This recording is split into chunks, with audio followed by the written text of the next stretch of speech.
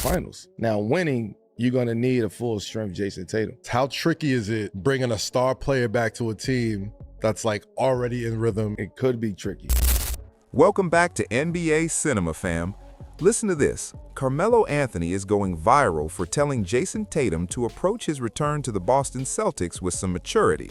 And hold up, I've been thinking about this dynamic between Jayson Tatum and Jaylen Brown for a minute. Rarely do I hear anyone actually break this down, and I ain't talking about me, just the general chatter over the last 3 or 4 years.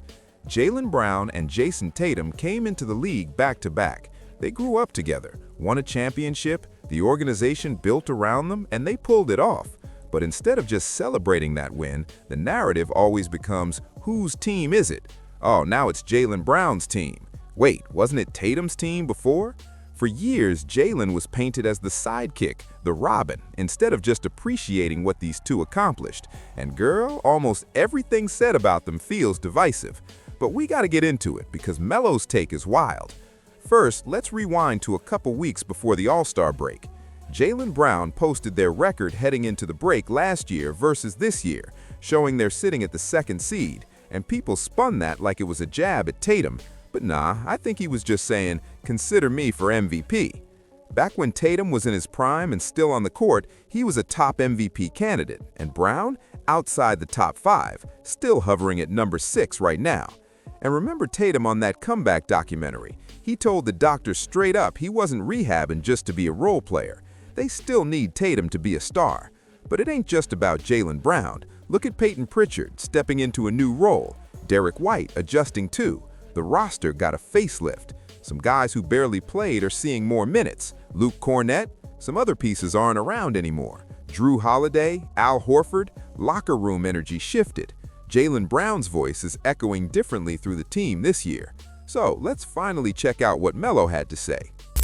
We could get them to the Eastern Conference Finals. Now winning, you're going to need a full-strength Jayson Tatum. How tricky is it bringing a star player back to a team that's like already in rhythm? It could be tricky if you don't establish it early. Because right now, Jaylen is holding the fort down. You don't want to that up. The excitement of bringing JT back is going to uplift everybody. But how you implement him is very important. I'm sure the front office and Joe Mazzulla is thinking like, holy like how the am I going to do this? How do I have a conversation with JT and say, hey, we're going to bring you off. Like, what do you think about coming off the bench while you get your rhythm and find your pace? And what do you think about that? That's a tough conversation, especially with somebody who already put out there and said, I'm coming back to be Jayson Tatum. And the team's playing good. They're 2nd in the East, right? Yeah, great. They're playing great. Yeah. You know what I mean? He's an MVP candidate. JB sacrificed everything. He was the sacrifice guy. Here, JT, go ahead, you lead. Boom, I'm going to lead in my way. I'm going to help you lead. But now I held the fort down for you. I held the fort down for the whole organization who probably didn't think we would be in this situation.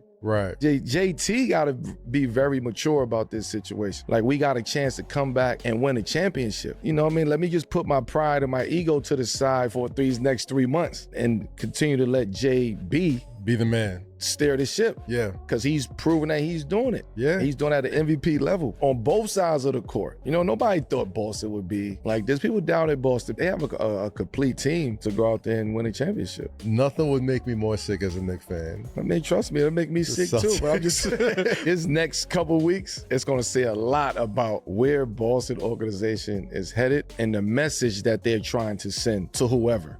So there is a lot at stake here. It's not just easy as plugging Jayson Tatum in and picking up where they left off at last year or the year before that when they won the championship. Like, There's a different hierarchy now. Like, Jaylen Brown is the number 1 right now. Yeah. You know, so there's a lot to go in on this. And Tatum understands. I talked to him before, you know, about this. Like, he understands that, you know, those are valid concerns that he has. And so my question is, like, what are his expectations? You know, of course. Okay, yes, he doesn't plan to be just a role player, but like, are your expectations are to be the number 1 guy again? Are your expectations that you're going to compliment Jaylen Brown? Like, what is his real expectations coming in? And that will tell us a lot about how I think everything could unfold.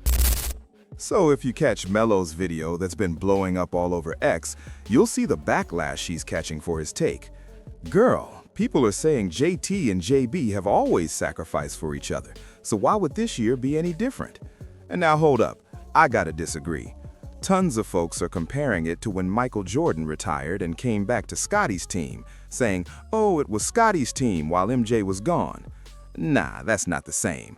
I can't agree with that comparison. Tatum was only out for a year due to injury, and Jaylen Brown? This is a guy who's won Finals MVP, Conference MVP. He's been operating on the same level as Tatum basically the whole time. And girl, Jaylen just happened to hit a bunch of the big shots on their way to the first championship.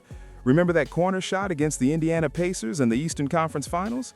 That's where he really started to step up while Tatum was struggling. Look at the numbers if you want, but also see how Jaylen locked down Luka in the NBA Finals, while Tatum had some tough games, some outbursts, some struggles. It was all about the moments, and Jaylen was synonymous with stepping up in those moments throughout the series. And now, this whole conversation has flipped since then. But listen, these guys have been playing together for years. People forget there were already whispers about trading one or the other before they even won a title, because every season seemed to hit a wall. And at one point, it really felt like they were playing my turn, your turn basketball. But look, they climbed that mountain and they got over it. These guys, I still think they can start together. And girl, that's a good problem to have. Jayson Tatum and Jaylen Brown, that's a dream problem for any team. Trust me, teams would kill to have two players like this. But they gotta be smart. Tatum, don't rush trying to prove you're back to where you left off too fast. Jaylen, don't step back so much that you lose your rhythm in the process. I think we'll catch a few slip-ups early on, no doubt. But here's the thing, you can already see these guys would be instant favorites. If Tatum's fully healthy, they'd be favored over Detroit again in a series in the East.